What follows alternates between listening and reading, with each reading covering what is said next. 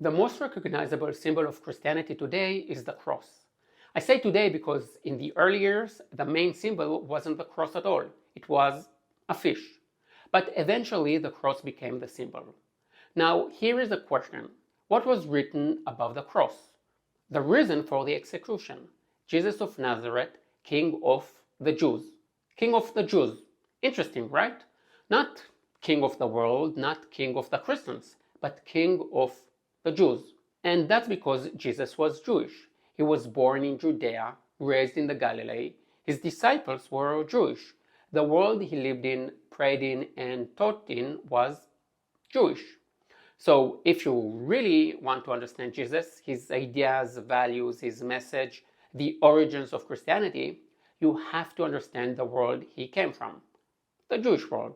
In this video, I'm going to show you 7 Christian ideas that you probably didn't know are deeply rooted in the Jewish world of Jesus. But first, here is a small teaser of just how Jewish Jesus really was. Jesus is actually the first person in recorded history ever to be called rabbi. Interesting, right? So let's walk through 7 aspects of Jesus' Jewishness together. And let's start with the most basic one, what I will call his total identity. Here is an example. I'm not sure if it is a great one, and maybe my American viewers won't fully get it, but some of you will. Most of the Western world grows up watching American TV shows. From a young age, you see these shows and you think, okay, these are American series. And then one day you actually meet Americans or visit the US, and you realize they are exactly like the shows. It's not fiction. The way they talk, their humor, their homes, it is real.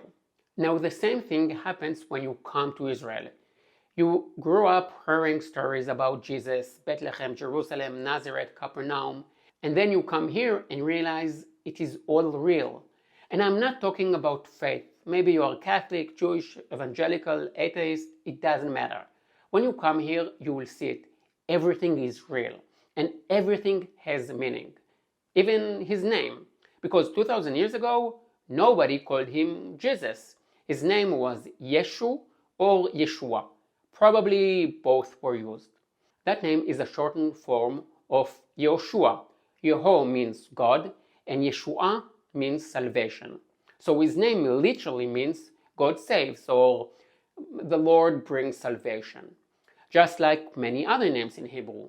Jonathan means God gave. Bethlehem in Hebrew literally means house of bread. Golgotha means skull.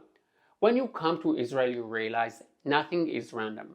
Everything, every name, every word carries meaning. So we know Jesus was Jewish and he spoke to Jews.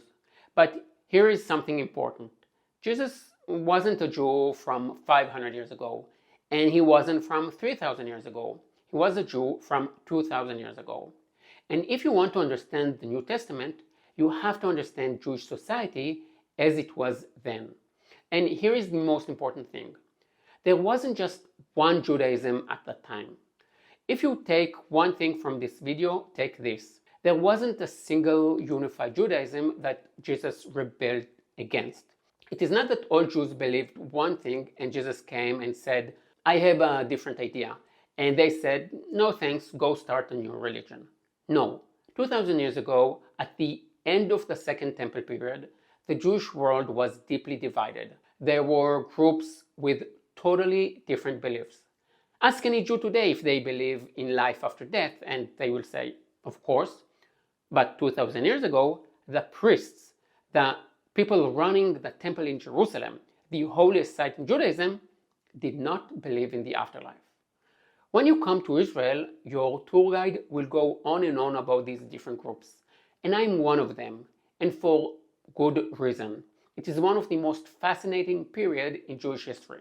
Masada, Qumran, Jaffa, Caesarea, the Galilee, and of course Jerusalem. That's the world Jesus lived in.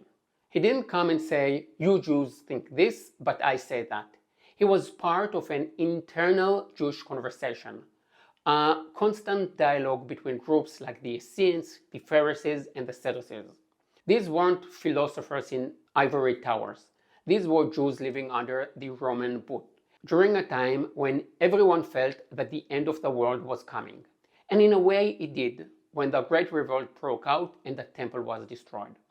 So Jesus offered one path within the same Jewish world, in an apocalyptic age when many Jews were offering different paths to redemption. Here is a concrete example: baptism. Think of the image of a baby being baptized. Is there anything more Christian than that? Now look at this pool. It's called a mikveh, a ritual bath. Religious Jewish women immerse in it once a month. At first they seem totally different rituals, but they share the same roots. 200 years before Jesus, purity and impurity became huge concepts in Jewish life. The idea was that certain things, touching a dead body, a non-kosher animal, women during their cycle, or being alone with yourself and playing, made you impure. And to fix that, you didn't wash, you immersed completely in living water. There are hundreds of these ritual baths found in Israel from the time of Jesus. So when Jesus says nothing that enters a person from outside can defile them, it is what comes out from within that defiles them, he's talking directly about that same Jewish concept of tum'ah and tahara, impurity and purity. He's redefined it spiritually, but still within the same world. Even for him, immersion baptism is sacred. After all, he himself was baptized by Yochanan, John the Baptist. And that's the moment when, according to the New Testament, the Father, the Son, and the Holy Spirit appear together and Jesus begins his mission. From baptism, let's move to the next element: place and meaning. Where did John baptize Jesus? In the Jordan River, right? But where exactly? Near Jericho. And what happened near the Jordan, close to Jericho, about 1200 years earlier? That's where Joshua led the people of Israel into the promised land. So in the exact same place where Joshua brought Israel into the physical promised land, Jesus, according to Christian belief, brings humanity into the spiritual promised land. Nothing in the story is random. Everything carries meaning. There were 12 tribes of Israel, and Jesus said 12 apostles. The day the Jews got the Torah is the same day the apostles spoke in tongues. Now the next element, the place of prayer. Jesus never prayed in a church or a mosque. Those didn't exist yet.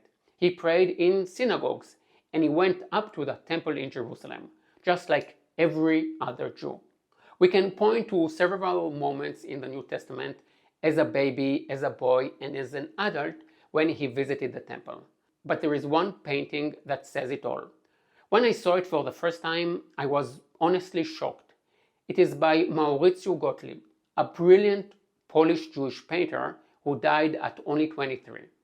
I didn't even know it was legal to be so talented so young. The painting is called Jesus in the Synagogue. In it, Jesus stands on the bima, wrapped in talit, reading from the scrolls. We are so used to seeing Jesus through European Christian art, but here he looks exactly as he was, a Jew wearing a praying shawl. And when you think about it, it makes perfect sense. Jesus prayed in synagogues. The final element that shows just how Jewish Jesus was his teaching. There is that famous verse. Jesus says he didn't come to abolish the law, but to fulfill it. Now, I'm not here to blur the differences between Judaism and Christianity. The belief that Jesus is the Son of God and that Messiah has already come, that's central to Christianity, and something Judaism simply doesn't accept. But here is another quote from the New Testament that surprises a lot of Jews. When Jesus is asked, what is the greatest commandment in the Torah? What does he answer? Does he say, believe in me, I'm the Messiah? No. And I will say this in Hebrew because it will blow the mind of Israelis. He said, Shema Israel, Adonai Eloheinu, Adonai Echad. והדבר השני, ואהבת לרעך כמוך. He says, Hear, O Israel, the Lord our God, the Lord is one. And the second is this, love your neighbor as yourself. There is no commandment greater than these. Amazing, isn't it? The great irony of history is that the man who became the symbol of another religion remained throughout his life entirely Jewish. If you really want to understand Jesus, come here. Come to the Galilee, walk the stones of Jerusalem, stand by the banks of the Jordan River, walk the same path where Jewish fishermen once walked, listening to Jesus' words. Have I mentioned you should visit Israel? By the way, winter and spring are the best seasons. Check out my website. I also recommend excellent guides. And if you can come, I have my Jerusalem course, everything I teach in the city online. So you will get smarter and support the channel. So win-win. Links are below. It feels so good to make a video that's not political. I really should do more of these. See you in the next one. Yalla bye.